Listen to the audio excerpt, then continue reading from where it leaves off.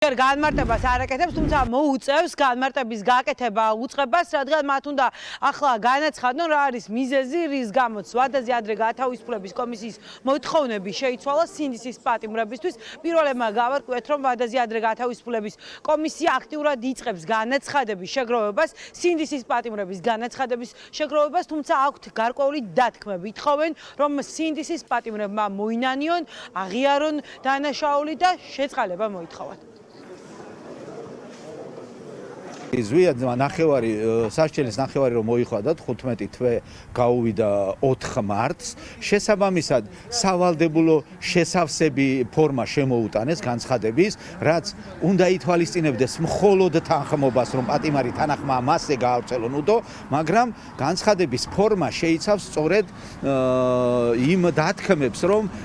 მოინანიოს აღიაროს ბრალი და შეწყალება ითხოვოს რაზედაც ზვიადმა მიუთითა რომ არანაირი დანაშაული არ ჩაუდენია ბრალს არ აღიარებს განცხადება რა სადაც უნდა შეავსონ ის ითვალისწინებს ისეთ დათქმებს რომელიც კანონგარეშეა და კანონის მიღმა მე პირადად რა ინფორმაციაც მქონდა ვიცოდი რომ აღიარების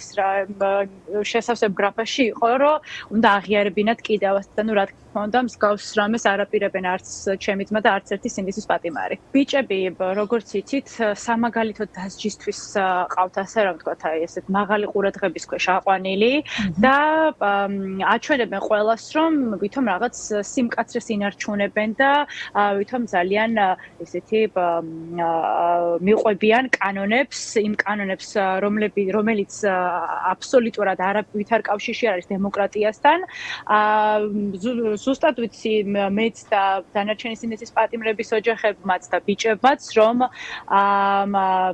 ძალიან მცირე ალბათობა არის იმისა რომ ვადაზე ადრე გამოუშვან ბიჭები არა და არასდროს არ იქნება აღიარება იმიტომ რომ მათ არაფერი არ დაუშავებიათ ისინი არიან სამშობლოს სიყვარულისთვის და სამშობლოსათვის მებრძოლი ახალგაზრდები თავიანთი თავი ჯერ თვითონ აღიარონ მათ თვითონ არიან არალეგიტიმურები და ეხლა ჩვენ ვის უნდა ვთხოვთ შეწყალება არალეგიტიმურს თან რომელ პრეზიდენტს რომელმაც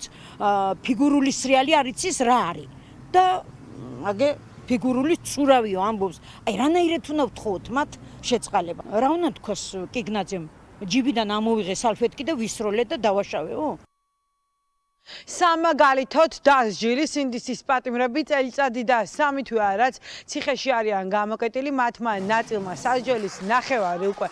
მოიხადა უსამართლო სასამართლოს გადაწყვეტილების მიხედვით მათ ნაწილს 2 წლიანი პატიმრობა ჰქონდა შეფარდებული ასე ამბობენ სწორედ სინდისის პატიმრების ოჯახის წევრები თუმცა მიუხედავად ამისა როგორც ჩანს ქართული ოცნების ხელისუფლებას სურს რომ რომელიმე სინდისის პატიმრის აღიარება მაინც მოიპოვონ ამიტომ უდოს კომისიას დაკავშირებით როდესაც განაცხადი შეაქვთ პეინტენციური დაწესებულების თანამშრომლებს სხვადასხვა საკანში მათ თხოვენ რომ მოაწერონ ხელი აღიარებას და მოითხოვონ სწორედ შეწყალება